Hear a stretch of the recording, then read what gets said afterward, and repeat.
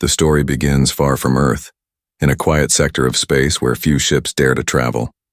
A distress signal flickers through the void. Not the standard frequencies used by known powers, but something strange, layered with resonance patterns and energy signatures that no human receiver has cataloged before. The signal carries urgency, desperation, and something more. A call for help that is not merely technical, but almost emotional, as if the alien technology itself is crying out. On board the human warship Ascendant, the crew reacts with curiosity and unease. Humanity is new to interstellar exploration compared to other species, still testing the waters of galactic diplomacy. The fleet is small, consisting of the Ascendant and 4 support vessels: the Guardian, Valiant, Intrepid, and Defender. These ships are tough, designed by a species that evolved on a death world, but they are far from invincible.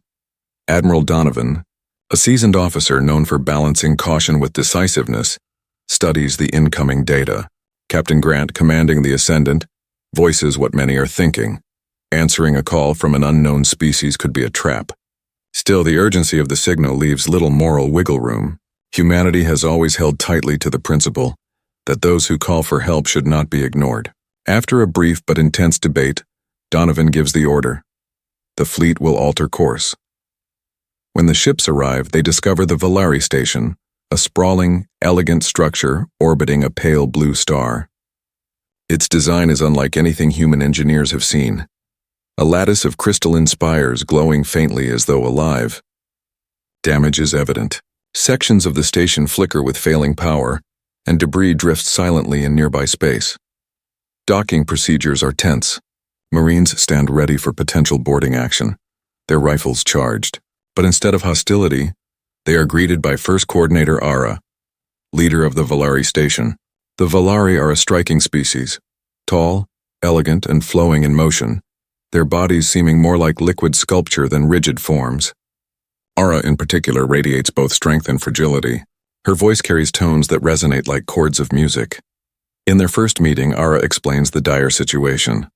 The Kryax, a hive-minded species of insectoid conquerors, have discovered the Valari's greatest secret: crystal technology. The Valari have evolved alongside unique crystals for millennia, shaping and growing them as humans shape steel or silicon. These crystals are not mere tools. They are part of Valari culture, art, and survival. But to the Kryax, the crystals represent something darker, a way to enhance their own grotesque bioships, living war machines that thrive on assimilating organic material.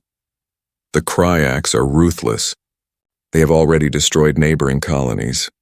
The Valari station is their next target. Ara admits that her people cannot withstand the hive's relentless tide. The Valari are skilled artisans and builders, but not warriors. They never imagined that their most treasured gift would make them prey. Admiral Donovan listens carefully, his jaw set. Captain Grant asks bluntly whether the Kryax would truly destroy an entire station just for access to crystal technology. Ara's answer is chilling. To the Kryax hive, individuals mean nothing. Sacrificing millions of lives to claim resources is routine. The Valari cannot defend themselves. The tension in the chamber is thick. The human fleet is outnumbered, outgunned, and operating far from home territory. Yet Ara's large, luminous eyes carry both despair and hope as they rest on the humans. Donovan finally speaks, his words quiet but firm. "You called for help," we answered. "That's what humans do. The decision is made. Humanity will stand beside the Valari. They do not yet know what kind of storm is approaching, or how desperate the fight will become. But the foundation of trust is laid here, at the moment when Deathworlders answered a cry for help that no one else dared to hear." After the initial meeting, the Valari give the human commanders access to their tactical displays. The image is chilling. A fleet of Kryax vessels hovering at the edge of the system, maintaining a siege posture. Normally, hive ships strike with overwhelming aggression, swarming their targets with sheer numbers and brutal efficiency. Yet here they wait, silent, patient, and watchful. Admiral Donovan frowns at the display. "This isn't like them," he mutters, studying the data. Kryax fleets rarely hesitate when they hold the advantage. They are built to overwhelm, to break defenses quickly before prey can respond. But for 2 long hours, they've simply held their position. Captain Grant leans forward, her eyes narrowing. They're waiting. Not for us, for something else. As if on cue, Lieutenant Winter's voice comes over the comms. The Ascendant sensors have detected new energy signatures at the system's edge. Reinforcements. Moments later, the readings resolve into 15 more Cryax ships, their organic hulls pulsing with bioluminescent energy. At their center is something far worse, a Dreadnought-class hive ship, 3 times the size of the Ascendant. When Ara sees the sensor image, her composure falters. Her elegant form seems to shrink and her voice carries a tremor. That is not merely a warship. It is a hive ship carrying a brood queen. They have been holding us for her arrival. The words send a chill through the command center. The brood queen is the heart of the hive's collective consciousness, amplifying coordination and giving terrifying precision to the swarm. Worse, her ship carries thousands of warrior drones, bred for boarding actions and close-quarters slaughter. If the queen arrives, the siege becomes a death sentence. Admiral Donovan studies the situation grimly. With the reinforcements, the Cryax now have overwhelming superiority. The human fleet, though hardened by Earth's brutal evolutionary history, is still small and relatively new to deep space warfare. A direct fight would be suicide. It is then that Ara hesitantly reveals her people's hidden weapon. The Valari station houses an ancient defensive system, a crystal resonance field. When powered, it emits frequencies that disrupt the organic structures of the Cryax's bioships, destabilizing them at a cellular level. The technology is untested in large-scale warfare, but could potentially cripple the invaders. The catch is devastating. The resonance field requires enormous energy. The Valari cannot power it without shutting down life support systems across the station. It is a choice between suffocating their people or activating the weapon. Captain Grant reacts quickly. What if we supply the power from our ships? Our reactors could keep the station alive and give the field the juice it needs. Ara hesitates. Such cooperation has never been attempted. The Valari crystals are deeply integrated into their culture and biology, not designed to interface with alien technology. But with no alternatives, the possibility offers a fragile thread of hope. Meanwhile, aboard the Ascendant, Science Officer Wright and Lieutenant Winters analyze the hive ship's energy readings. Its output dwarfs anything they've seen, radiating 10 times the power of normal Cryax vessels. Yet even Titans have weaknesses. Wright identifies a possible vulnerability. The hive ship's power core is concentrated in a single section of the ship. A precise, overwhelming strike there could trigger catastrophic damage. The challenge is obvious. To reach that target, humanity's small fleet would have to cut its way through the entire Cryax armada. While the admirals and scientists plan, on the ground the Marines face their own grim reality. Sergeant Owens and his squad secure the station's damaged docking rings, wary of potential boarding parties. The corridors flicker with failing gravity and lighting, a claustrophobic nightmare waiting to explode. Private Foster detects movement ahead, and soon the Marines face their first encounter with Cryax warriors. Insectoid giants nearly 7 feet tall, armored in chitin and armed with razor-edged mandibles, they attack with feral speed. The fight is brutal and close quarters. Human reflexes, honed by Earth's crushing gravity and predator-rich environment, give them an edge the Cryax did not expect. Foster dodges a lethal strike and drives her combat knife into a vulnerable joint, proving that humans are not so easily crushed. Still, Owens warns his squad, "These things are tough, and there will be more." Back in the command center, the weight of the situation settles on everyone present. The Brood Queen's arrival means the Cryax are escalating. The Valari cannot defend themselves. Humanity's fleet is outmatched. Yet, in the growing shadow of annihilation, Admiral Donovan speaks with quiet conviction. "We strengthen our defenses. We buy the Valari time, and when the moment comes, we strike the heart of the hive." A dangerous gamble. But for Deathworlders, survival has always meant turning the impossible into the inevitable. The air aboard the Ascendant feels heavier after the Cryax reinforcements arrive. No one has to say it aloud. The enemy fleet now outnumbers the humans more than 5 to 1.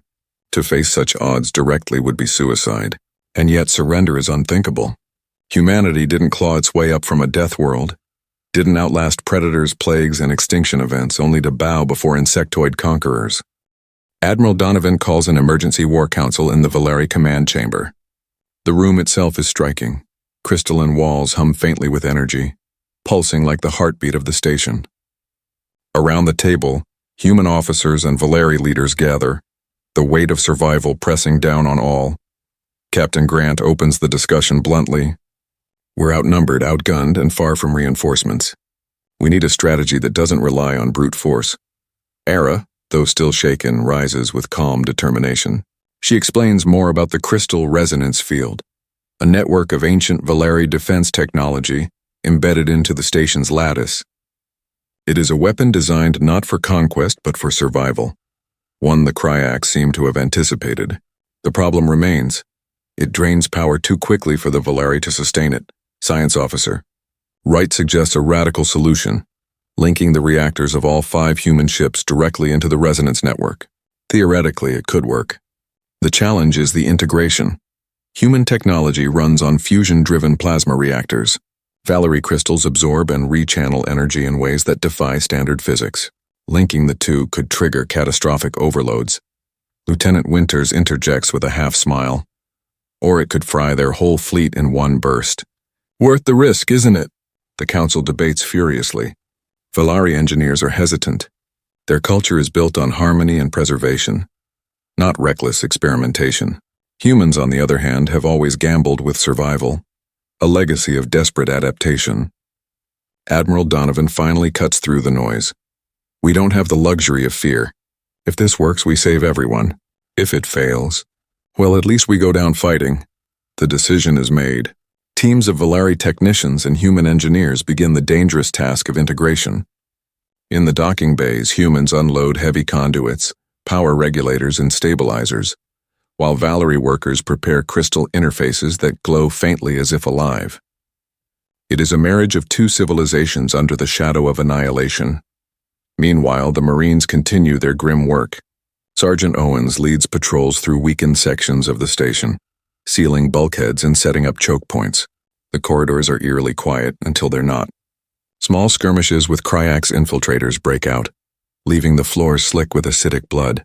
The Valeri watch in astonishment as humans fight with ruthless efficiency, using instincts honed from a world where hesitation meant death. Private Foster jokes after one close call. Guess bugs don't like knives to the face. But behind the humor lies tension. Everyone knows the real battle is yet to come. While soldiers fight, the civilians prepare in their own way. The Valeri begin evacuating non-combatants to reinforced chambers deep within the station. Families clustered together, their crystalline keepsakes glowing softly as if offering comfort. One young Valeri child clutches a shard that hums with warmth, whispering to Sergeant Owens, "The crystals, remember. They'll help you." The words linger in his mind long after he returns to duty. In the human fleet, preparations shift to offensive strategy. If the resonance field can destabilize the hive ships, the Ascendant and her escorts will need to strike hard at the moment of weakness. Science Officer Wright refines the targeting data, identifying the Brood Queen's power core as the primary target. If we can hit that, the rest of their fleet might unravel. Donovan knows it's a long shot, but humanity thrives on long shots. He addresses the crew over the comms. We fight not because we think we can win, but because we refuse to surrender. Remember that, hold to it. And when the moment comes, give them everything we've got. The speech spreads like wildfire. Engineers work faster. Marines double their drills. Pilots run simulations of suicidal attack runs, each determined to make theirs count. Even the Valeri, once hesitant, begin to take heart. They have never seen such fire in another species, such stubborn refusal to yield. By the time the Kryax fleet begins to advance, the humans and Valeri are as ready as they will ever be. The station hums with unstable energy. The human ships bristle with weapons primed, and every soul aboard braces for the storm. For the first time, the Valeri believe they may not be alone in their fight. For the first time, the Kryax may learn what it means to provoke Deathworlders. The system falls into silence before the storm. Out beyond the pale blue star, the Kryax armada shifts formation. Their hive ships pulse with bioluminescent veins, organic engines thrumming like the heartbeat of a predator preparing to strike. At the center of their formation, the Brood Queen's dreadnought looms, a grotesque fusion of flesh and armor, radiating malice. Inside the Valeri station, alarms wail. Red and blue lights ripple through crystalline corridors as engineers race to complete the human Valeri power integration. The resonance field hums with unstable energy, glowing brighter with each passing second. Admiral Donovan stands in the command center watching the tactical display. The enemy is moving at last, accelerating toward the station in a tightening crescent. He breathes deeply, then speaks with steady calm. "Signal all ships. This is it." Aboard the Ascendant, Captain Grant's voice echoes through every deck. "All hands, battle stations. Marines prepare for boarding attempts. Weapons crews lock targets. Pilots ready strike craft. Today we show them what humanity means." The first clash comes swiftly. Kryax attack craft swarm forward, insectoid ships that dart like living missiles. The Defender and Valiant open fire, unleashing a wall of kinetic slugs and plasma bursts. Explosions scatter the void, alien wreckage spiraling into the darkness. Yet for every Kryax ship destroyed, 3 more emerge from the Brood Queen's shadow. The Guardian is the first to take heavy fire. A barrage of organic plasma slams into its hull, melting armor and tearing through compartments.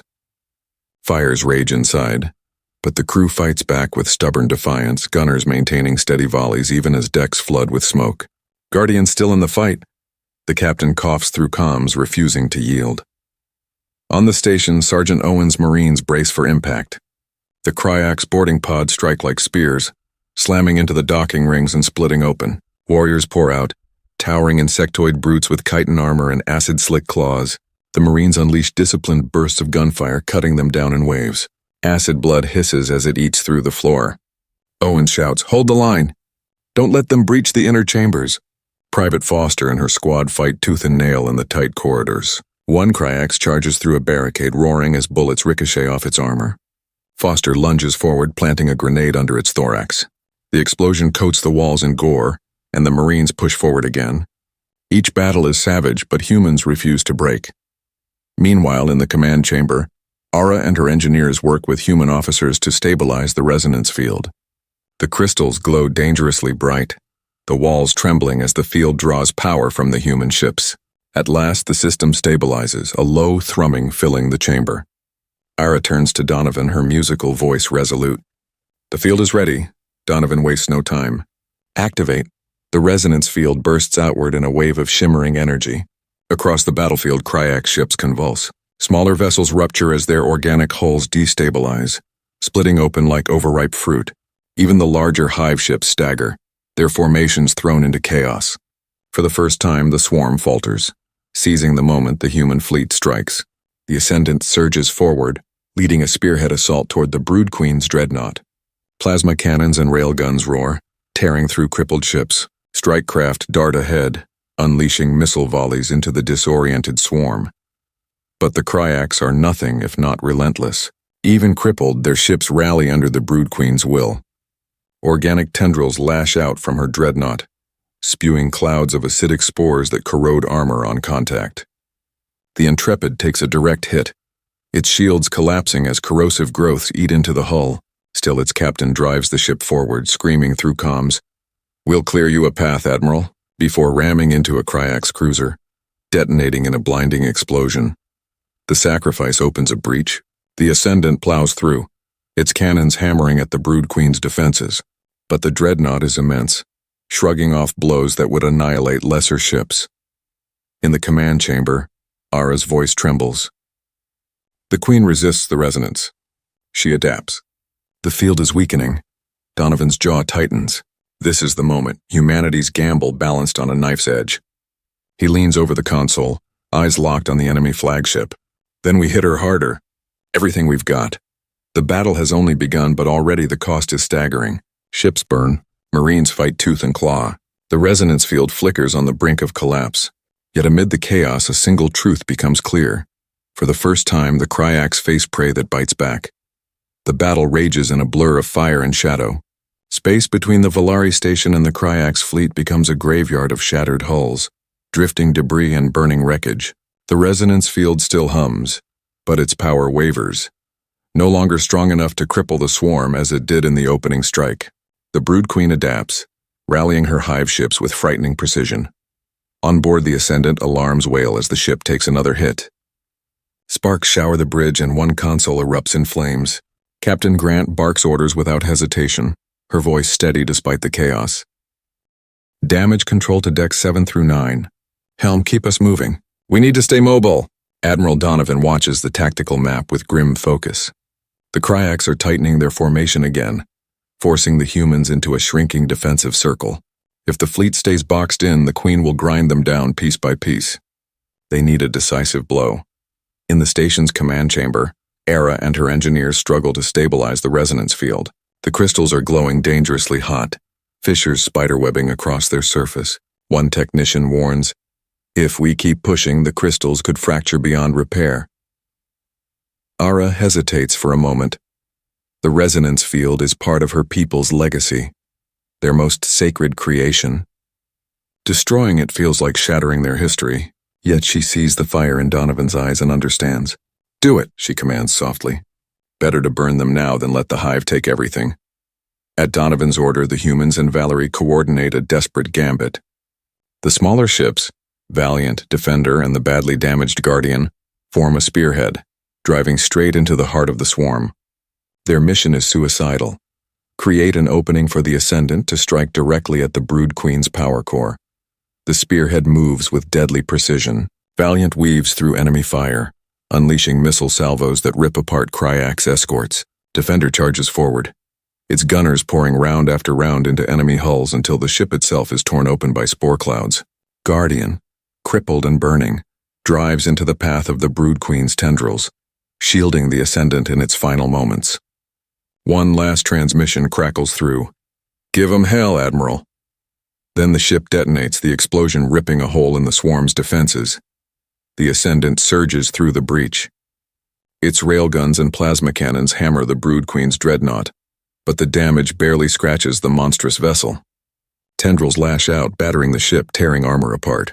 On the bridge, Captain Grant grips her chair tightly. "We need more than brute force." That is when Science Officer Wright voices the unthinkable. "We can overload the resonance field, push it past critical, and focus the energy through our main cannons. It'll destabilize her core, but it'll destroy the field. Maybe even the station." The room falls silent. Sacrificing the resonance field means destroying the Valari's greatest treasure. Sacrificing the station means thousands of civilians could die. Yet without that strike, the Brood Queen will consume them all. Ara speaks softly but firmly. "Do it. My people's legacy was never meant to be a trophy for tyrants. If it must burn to kill her, so be it." Donovan nods grimly. "Prepare the overload. Focus everything on her core." As engineers reroute power, the Ascendant dives dangerously close to the Brood Queen's ship. The resonance field flickers wildly, its glow now blinding, crystals shrieking with stress. Kryak's vessels swarm to block the humans, but strike craft carve bloody corridors through them. The Marines aboard the station fight to hold back boarding parties, buying seconds at a time.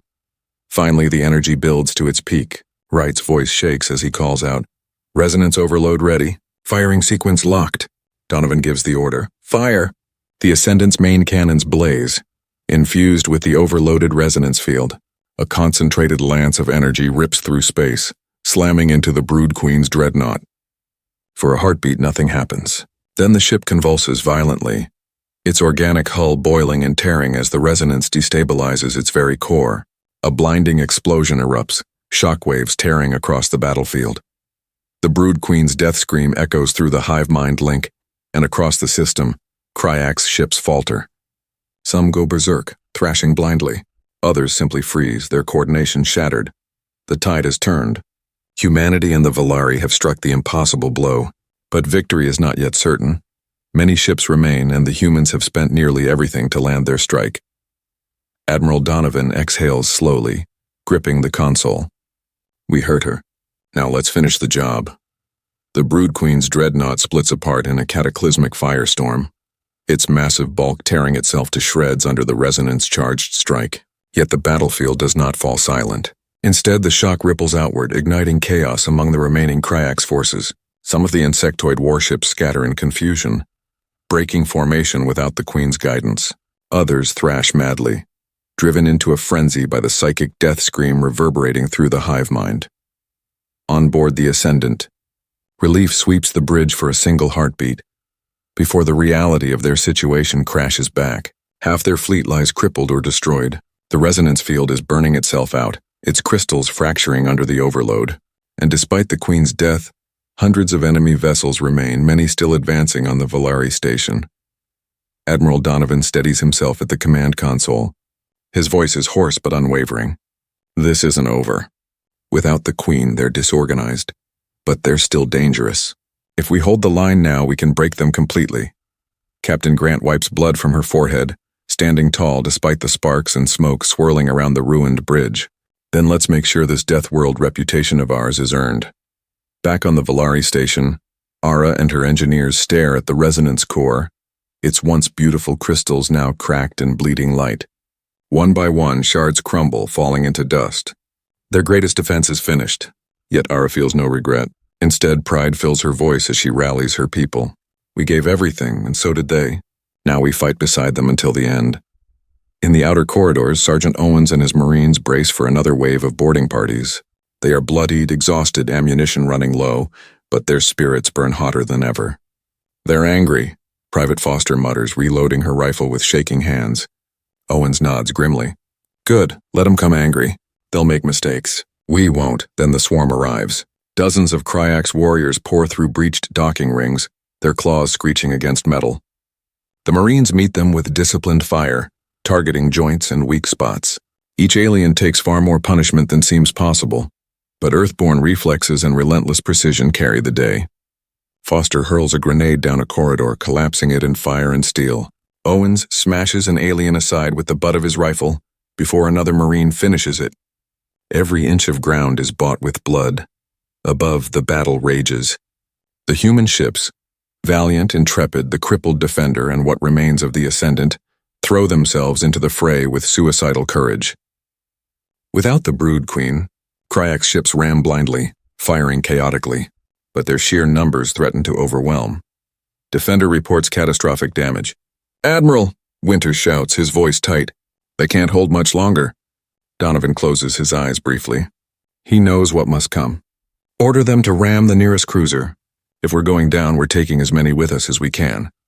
Moments later, the battered Defender surges forward on failing engines, slamming headlong into a Kryax ship. The collision detonates both vessels in a blinding explosion, tearing a hole in the swarm. A cheer erupts on the Ascendant's bridge, raw and defiant. The humans are not fighting for survival anymore. They are fighting for victory. Captain Grant seizes the opening. Guardian, Valiant, Intrepid focus fire on their battleships. Push them back! Missiles streak across the void, tearing through confused enemy ranks. Valari defense cannons, powered by jury-rigged connections from human engineers, roar back to life, adding their fire to the storm. And slowly, impossibly, the swarm begins to falter. Ships peel away. Drones collapse lifeless in the station's corridors. The death scream of the Queen lingers, but it is fading, replaced by silence, hesitation, and fear. On the station command deck, Ara stares in wonder. For the first time in her people's history, the Kryax are retreating. They're leaving, she whispers. Donovan exhales, his exhaustion buried beneath iron resolve.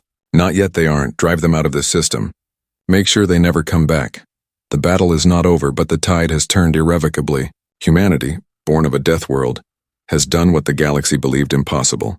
They have stood against the swarm and lived. And in the fire-lit wreckage of ships and stations, the legend of Deathworlders begins to take shape. The battlefield was silent at last. Where once the void had thundered with weapons fire and hive-born shrieks, now only drifting wreckage and the slow glow of burning hulls remained. The Kryax swarm, once thought unstoppable, was broken. Without their Brood Queen's guiding mind, the survivors had scattered in disarray, retreating beyond the edge of the system and vanishing into the dark. On board the Ascendant, the bridge was a wreck. Consoles flickered, half the stations were unmanned, and smoke hung in the air.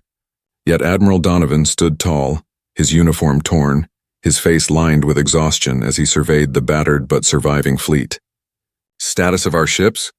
he asked quietly. Lieutenant Winters, bandaged but upright at his post, read from a datapad. "Defender. Lost, sir. Crew went down fighting. Guardian heavily damaged but stable. Valiant and Intrepid report significant damage to hull and weapons but remain operational. As for us," he gestured around at the bridge's ruin. "We're still here, sir, barely." Captain Grant gave a weary smile. "That's good enough." Back on the Valari station, cheers erupted through the crystal-lined halls as the last enemy signatures blinked from sensors. Civilians embraced the Marines who had fought beside them. Medics worked tirelessly, tending to the wounded from both species. And in the command chamber, First Coordinator Era stood before Donovan and Grant, her eyes glistening. "You saved us," she said simply. "You risked your lives, your ships, and your people for strangers. The Valari will never forget." Donovan shook his head. "You asked for help. That's all the reason we needed." Era's expression softened. "Perhaps, but the galaxy will see more in your actions. The Deathworlders who answered a call that others ignored, who fought not for conquest but for protection." The days that followed blurred into relentless work. Repair crews labored around the clock to stabilize the damaged station, patch hull breaches, and salvage what could be saved from the destroyed vessels. Human engineers worked alongside Valari crystal shapers, learning from one another. Where one wielded brute force and tools, the other guided living crystal into new forms. Together, they restored systems neither species could have repaired alone. For the Marines, the aftermath carried a quieter weight. Sergeant Owens led his squad through the ruined docking rings, clearing debris and recovering bodies. Some were Kryaks, others human. Each fallen soldier was treated with respect, their names logged, their remains prepared for return or ceremony. Private Foster stood silently by a viewport, watching wreckage drift among the stars. "They thought we'd be prey," she murmured. Owens nodded. "And now they know better." A week later, the Galactic Concordate arrived. Their ships were sleek, shining untouched by the scars of battle. The representatives who stepped onto the Valari station carried themselves with the calm detachment of observers who had expected to find only ruins. Instead, they found battered survivors, and a story spreading faster than light. In the formal chamber, a Concordate envoy faced Admiral Donovan. "You responded to a distress call from a species you had never met. You fought against impossible odds, and you prevailed. This is not typical behavior for a species we have long classified as dangerous." Donovan leaned forward, his voice firm. "Maybe you should reconsider what makes us dangerous. Yes, we come from a death world. Yes, we're stronger and harder than most. But the same instincts that make us dangerous in a fight also make us good protectors. We don't back down, not from enemies, not from responsibility." The envoy was silent for a long moment, then inclined their head. "Perhaps your people are not what we believed. The quarantine classification will be reviewed." That night, a ceremony was held on the Valari station. The humans stood side by side with the Valari, not as strangers but as allies. Ara presented each human ship commander with a shard of living crystal, shaped into a symbol of gratitude. "These are not weapons," she said. "They are seeds. Plant them, nurture them, and they will grow. Let them stand as a bond between our peoples." Donovan accepted his gift with quiet pride, then let it be a beginning. As the human fleet prepared to return home, battered but unbroken, the legend was already spreading across the stars. Aliens had sent a distress call, expecting help that would never come. Instead, they found humanity, born of a death world, fierce, unyielding, and unwilling to abandon those in need. And though the galaxy still whispered of humans as Deathworlders, the word had begun to carry a new meaning. Not just predators, not just warriors, but guardians. Admiral Donovan stood on the Ascendance Bridge as the fleet turned toward home. His voice, calm and steady, carried to every ship. "We answered the call, and we will again whenever it comes, 'cause that's who we are." And with that, the Deathworlders departed, leaving behind a system forever changed, and a galaxy no longer certain of what humanity would become. If you've made it this far into the story, you already know what makes HFY so powerful. It isn't just about spaceships, alien empires, or massive battles. It's about what humanity brings to the table: resilience, loyalty, and the unshakable instinct to protect even those we've only just met. The Valari never expected their plea for help to be answered, and certainly not by humans. But that's exactly what makes this tale so memorable. Deathworlders, feared across the stars for our brutality, proved instead that our greatest strength lies in refusing to look away when someone is in danger. That mix of toughness and compassion is what makes us different, and it's why stories like this resonate so deeply. If you enjoyed this narrative, take a moment to like, share, and subscribe. Not only does it help the channel grow, but it also ensures that more people discover these incredible HFY tales. Drop a comment below with your thoughts. Did the humans act how you would expect them to? Do you think other species in the galaxy will start to see us differently after this? Or should humanity always keep the edge of being underestimated? Your comments often spark the best discussions. And who knows, your perspective might inspire the next story featured here. Finally, if you want more HFY adventures, make sure to check out the playlist linked in the description. Each tale highlights a different side of humanity, from our humor and creativity to our ferocity in battle. Because at the end of the day, HFY isn't just fiction, it's a reminder of what we could become if the galaxy ever really called on us.